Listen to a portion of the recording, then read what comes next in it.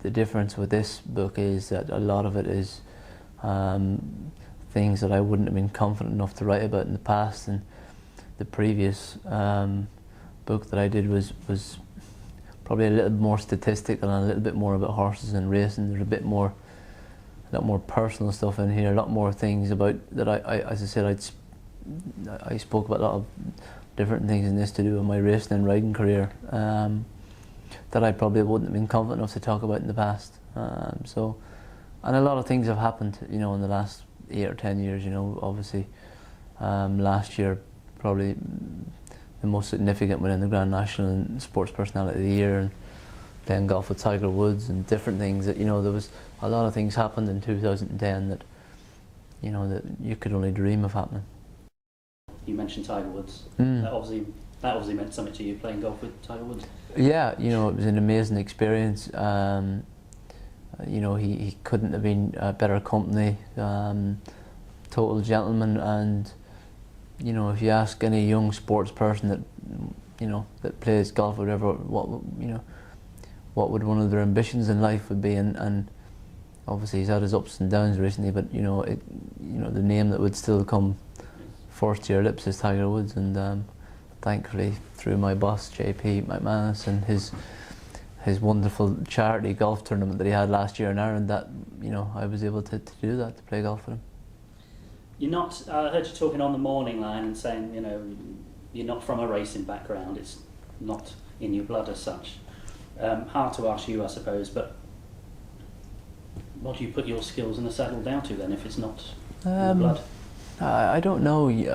I think as time goes on and the more you're involved in something, the more things you pick up, and you try and learn the difference obviously between right and wrong, and I just think that I was very lucky that I went to very good teachers early on in my life. Obviously I didn't spend very long in school, but I felt my education was completed really with the people that I ended up working with, i.e. Billy Rock to start with, and Jim Bulger, and through to Toby Balding, Martin Pipe, John O'Neill and JP McManus. If I was to set out someone's life that this is the way they were going to be, then that would be the route I'd choose to send someone. If we're lucky in our jobs and careers, for a lot of people there comes a point when you think, yes, I can do this job and I can do it well. When do you think that dawned on you? Do you know, I think in any walk of life or in any sport, I think you have to believe in yourself. You have to have belief, because if you don't, then no one else will. And there's a huge difference between someone who's arrogant and someone who's got belief. I always felt that from a very young age that I had belief in myself.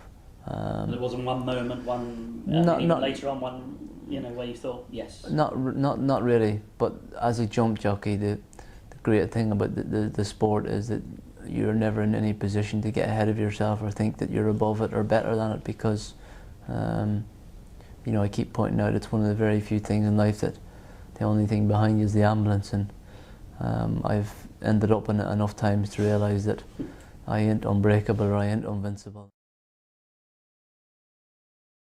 I've had a lot of injuries, but at the same time I see it as part of the job, and you got to take risks to make things happen. When you do take the risks, sometimes the calculations aren't as good as you'd hope they were, and things happen. But you say in the book, you talk about when the Martin Pipe job came up, that it was the most sought after, I think were your words, job. So and you had such great success with Martin Pipe. I have to ask you, why did you leave that job? Because everything. I was at a point in my life when I rode for Martin Pipe for 7 years, and he in my opinion, totally changed the art of training a racehorse, especially a jump racehorse. And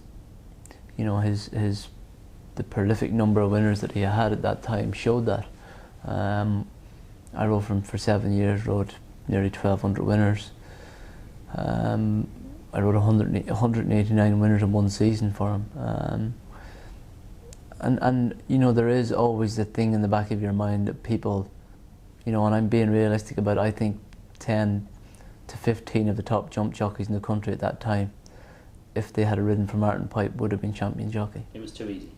It wasn't too easy, but it wasn't too easy because it's never too easy. But you know, there's always the point in your life where you think that, you know, that people might not think that, well, anyone could have done that job. And also the fact that I had great respect and had, you know, always got on really well with John Joe O'Neill, and I saw it as a different challenge. And obviously, you know, JP McManus is an owner who has, you know, developed a good number of horses, and it was something that I seen as very much a challenge. And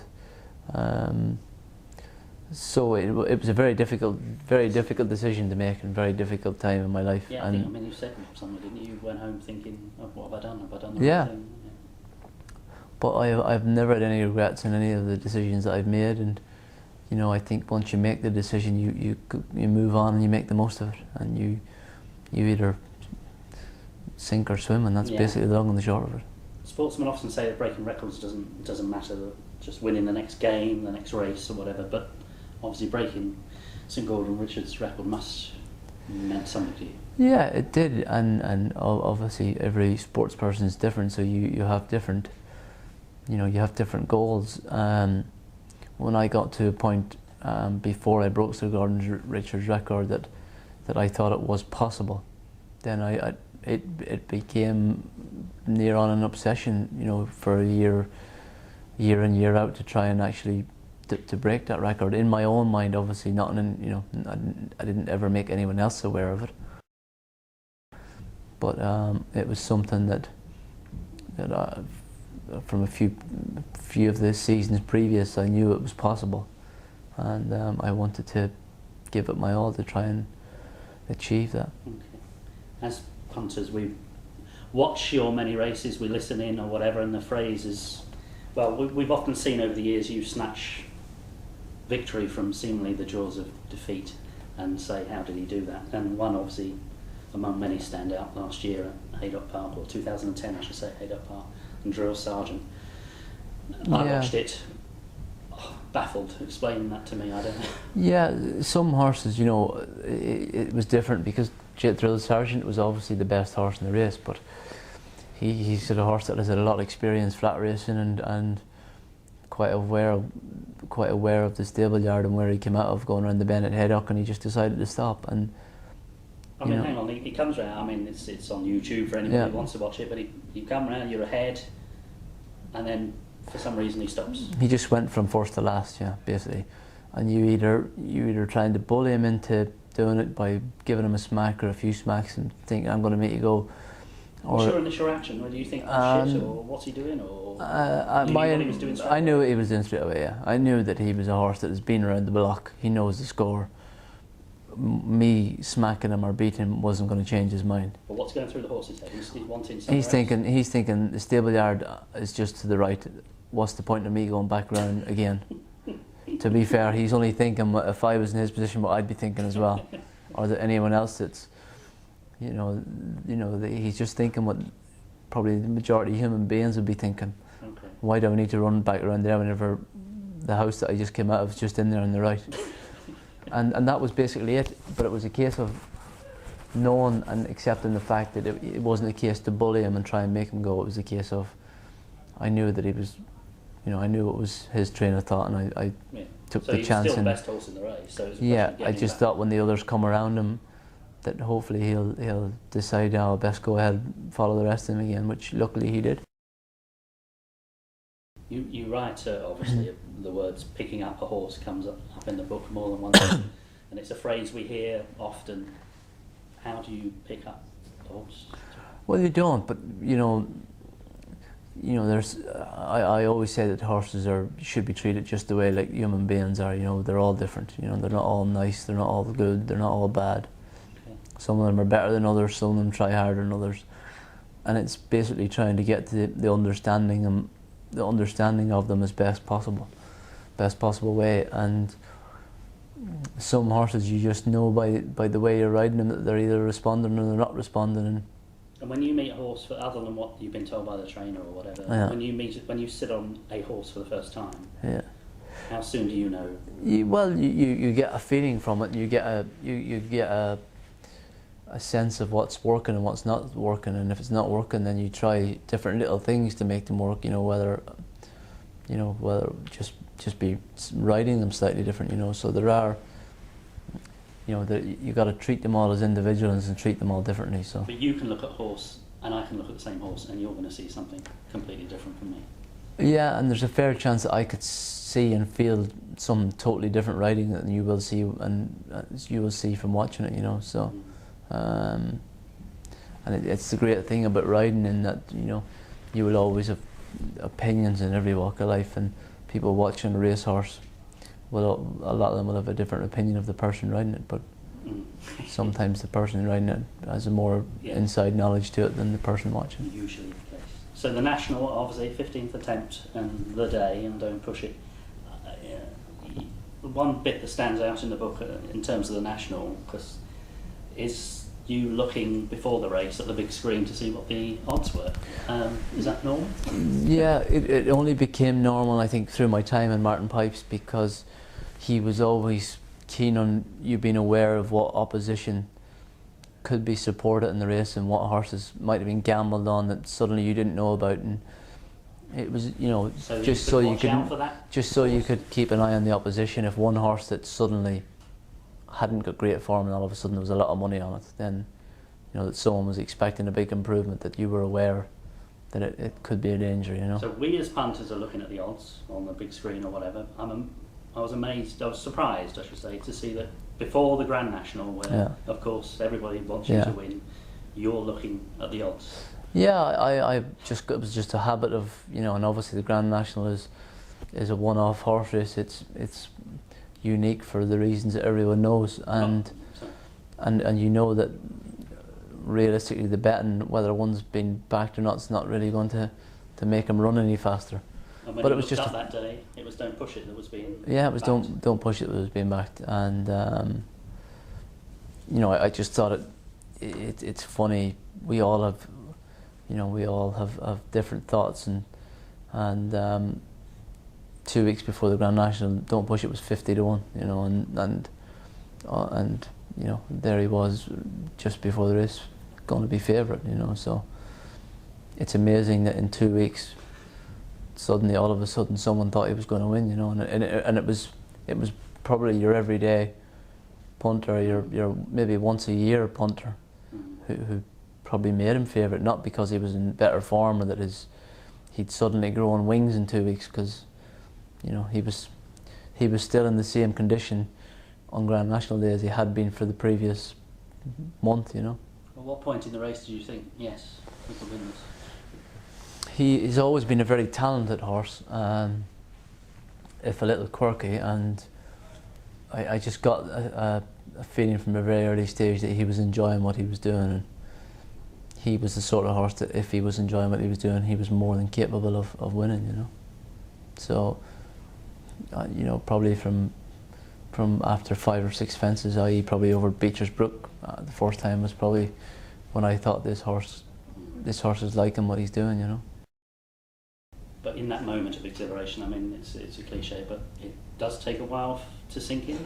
Yeah, very much so. I didn't sleep on the Saturday night with the adrenaline, and it was purely adrenaline, that was, and I'm the best sleeper in the world, but it was, I said it, breaking Sir Gordon Richards' record was the greatest achievement that I've ever had in racing, but the greatest day in racing was definitely winning the Grand National.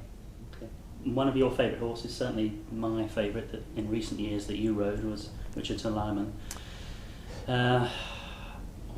You've said, I think, elsewhere that you felt it was underrated, that horse. Yeah, not that he was underrated, because he wasn't the best horse, but what he had was an unbelievable will to win, and obviously I got a lot of accolades for my ride of winning on him at Cheltenham, which was fantastic. But I kind of felt that the horse never got the credit that he deserved, and he just had an amazing will to win and an amazing heart, and just a very likeable horse. And you know, he won twice in him at the Cheltenham Festival, and unfortunately he got tragically killed in the Irish Grand National. And I watched that day, and I remember watching and thinking, "Oh, it's all right. It's getting up." And then he fell, and the horse behind him hit him, and basically, you know, and the way you talk about it in the book, got fatally injured. Yeah, it was very emotional, you know, because he was a horse that had given me one of my greatest days in racing, you know, and he won twice at the Cheltenham Festival, and you know, those horses that are willing, you know, that, you know, he gave you everything, you know. He was, as I said, if he was a human being or a boxer, you wouldn't have wanted to get into the ring with him, you know, because he might not have been technically the best, but certainly he was probably the bravest, you know. I've probably been guilty in years gone by when I was in that situation, watching those situations with you, whereby you walk in the ambulance, whatever, in the car straight away, and I don't know, in years gone by I might have thought, bloody hell, that's, you know, heartless or whatever, just walking off straight away and the horse is dying. Yeah. But obviously I've read your book now, and the way you talk about it, you don't want to be there. You need to get out of there. You need to get out of there. You don't want to see the big screens going around and a horse being humanly destroyed. You know, it's especially one that you've ridden, and that's not necessarily just saying the good ones as well. I can't watch any horse that I've ridden being tragically destroyed. Glorious victors. Yeah, you talk about in great detail, and you say you cried at night. Yeah, you know, terrible things that happen, and as I said, even the lesser horses that it's happened to, I can't watch it happening. But you know, tragedy happens in every walk of life. It's not just in horse racing, you know. So. But with Wichita, it was the thing that the horse was fine. He was getting up, and then. Yeah, you know, I thought he was going to be okay. You know, I knew from the noise that he was making, and when he tried to get up, the groans, and I kind of remember sitting on his head to make sure he didn't try and get up, because I thought he was going to cause himself more pain. And once I had a vet there and that, I just wanted to get out of there, you know. And I didn't want to hear any noises or, you know, okay. So. And because we then see the jockey come back out in different colours for the next race or whatever, we think, bloody hell, they don't. But jockeys do care. Yeah, I think what people tend to forget is that not only jockeys, but the stable lads that look after the horses, the trainer, the owner, you know, their horse becomes their life, you know. You know, the girl that looked after Wichita Lyman, you know, well, he was her life, you know. And even though I only rode him and saw him, you know, not as frequently as what she did, you get involved in horse racing and horses because you love them growing up as a kid, and they're what you want to get in. You know, they're what make you happy. They are basically what makes you happy, you know. Reading the psychology of some of your earlier days or whatever, it struck me that, just like, I don't know, some of us punters, like yesterday, you know, 7 winners, I selected 7 winners the day before, 7 winners, it's always the 8th that got away that nags at me day in, day out for a week to come. Clearly on the jockey front, you were like that for a while, and what is it about this great sport that does that to us? Because if you're lucky enough to have a good run where you win quite a lot, then you want to win all the time. And unfortunately in life, in sport, that is not possible. But trying to get that to register in your head sometimes is not very easy. And you know, you can write 2 or 3 or 4 winners in a day, whatever it may be. But if you're after having 5 or 6 rides and a couple of them got beat or one of them fell that might have won, then much and all as you enjoy the other winners, the one that fell or that didn't win when you go home is the one that's going to bug you. It's the one that you'll think about most of the night, because it could have been one more, and then it could have been a really good day. If there was one most important thing that a punter should look for in a given race or horse, what do you think? No, it's you know, I say it can be a number of things. You know, obviously the going is very important to some horses. Is it the most important thing in a race, the going? It's not the most important thing, because a lot of people will tell you that the very best horses probably go on most goings, and it's probably true. But you're talking with the exception of the very best. you know, because the very best of the very best, because they always find a way to win, you know, and that's why they are where they are. On a daily basis, the ground can be very important. Obviously the look and the fitness of the horse is obviously very important. And the form, the trainer form, the jockey form, I'm not sure that it is so important, because at some point it's going to become irrelevant, or it's going to become, you know, they are going to hit form, or they're going to lose form, you know. So, you know, you could back at the day it's going to lose form, the trainer going to lose form, you could back at the day it's going to hit form, you know. So when you get on a horse, I mean, how often at the start of a race you get on a horse, do you know this is a good one, this? Or conversely, how often do you get on a horse and you know, no matter what you do, this isn't gonna... You see, they're all different. You get great reports from horses at home that are flying up the gallops and they beat every horse on sight, and they go racing and they just disappoint.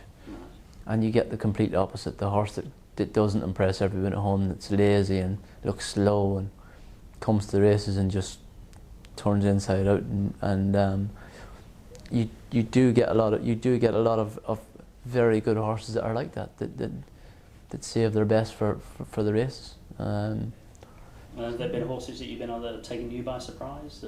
How good they are? Well, yeah. You know, we've had a few along the way. As I said, some are not always the greatest workhorses. Binocular's a horse that, you know, he's always had his problems, but he's never been a really good workhorse. And so there are times, as I said, when you go to races and you get disappointed because the morning glory horses, they call them, disappoints, and there are days when you go and the lazy slow one turns into a champion. You were one of the first, if memory serves me right, if not the first jockey on Twitter, all those many months ago. And I think it's good that racing and racing people seem to be using it, have used it to a positive effect, rather than some of the debates that have gone on in football. Were you aware of the massive Twitter campaign re sports personality of the award? Not really, but Claire Balding is a pretty good friend of mine, and to be fair, she made me very much aware of it, and it was probably through her persuasion that I decided to join Twitter. And look, it's a great concept. It's a great way of communicating with people, and you know. And you do that. You know, the word can spread very, very quickly. Obviously, some people use it differently than others, and some people like to tell you when they've made a cup of tea. Yes. But I was amazed coming up to BBC Sports Personality Year, when obviously racing, those who love racing are always sick of it. Yeah. It was amazing, the campaign on Twitter to let's get AP. Yeah, it was amazing, and you know, that wouldn't have happened obviously without the public that were kind enough to make all those phone calls, both within and without of racing. You know, that wouldn't have happened, as I said. So. And I see you cheated at the awards. You knew before I did, watching at home on telly, that you'd won it. Yeah.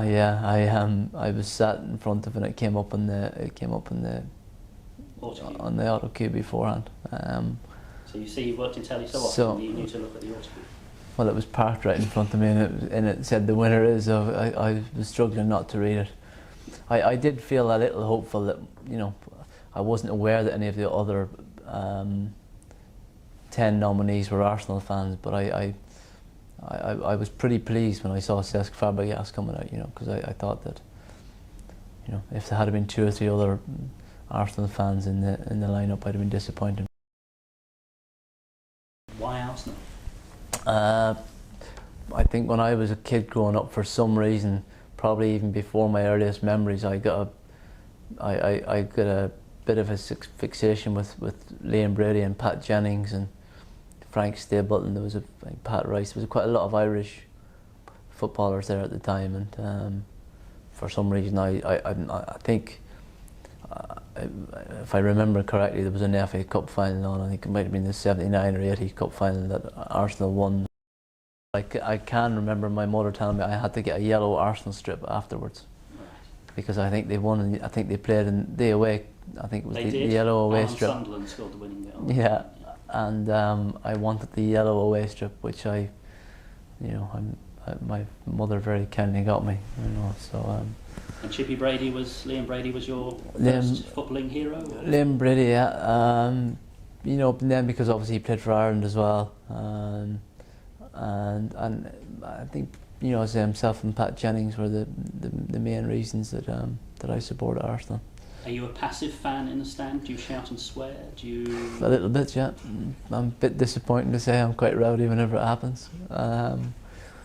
But I'm lucky enough to get to the Emirates quite a lot. And favourite Arsenal moment that you've seen? We've had a few. I suppose the 2004 campaign when they went unbeaten has been an amazing achievement. One of the great memories, I think, is Martin Keown jumping up with Van Nistelrooy whenever he missed the penalty. Favourite match or? No, I think as a somebody who's in another sport, so you're watching a different sport. My disappointing match, I went to the cup final in the Stade of France, the Champions League final, and obviously Jens Lehmann got sent off. I think it was, yeah. That was probably my most disappointing match. Your favourite match, or the one you got most excited over? My favourite match was probably last year, watching them beat Barcelona at the Emirates. It was an amazing match to watch. My favourite goal, I think, probably Dennis Bergkamp's flick when he beat Newcastle and he flicked it round. I thought, it takes a special footballer to be able to do that. Frankly, I didn't understand the need for a change on the rules on the bit. What was I missing? Was there wasn't a problem to be solved, or am I wrong? Look, we kept hearing from the BHA that there was a lot of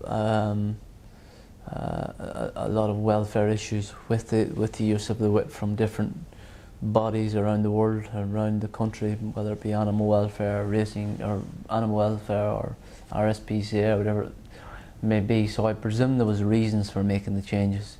But hang on, you're a jockey. Were there reasons from the jockey's perspective? Does anybody in the any jockey say, "Oh, I tell you what, we must"? Not everyone's ever going to agree with the rules that a governing body bring into any sport. They obviously had pressure from somewhere to make changes. It's pretty obvious that everyone could have done things a lot better than that were done. If you were to ask for suggestions, I think that the old rules were probably fine, and maybe make the penalties much stronger, maybe make the penalties to make sure that no one ever broke them. Were there jockeys who persistently, I didn't speak to name names obviously, were there jockeys who persistently used the whip too often, to your mind? Well, there were certain high profile races that they thought brought the wrong attention to the sport, and as I said, those few major races those occurred, and it might have been better to give the jockeys much severe penalties. And I suppose what they were trying to get away from was that jockeys winning at all costs and not thinking about the welfare of the horse, which I don't ever think was an issue. But what has become quite difficult is obviously the number of times has been halved and the penalties have been doubled. So. Because now we approach deepest winter with mud and 3 mile races and this, that and the other.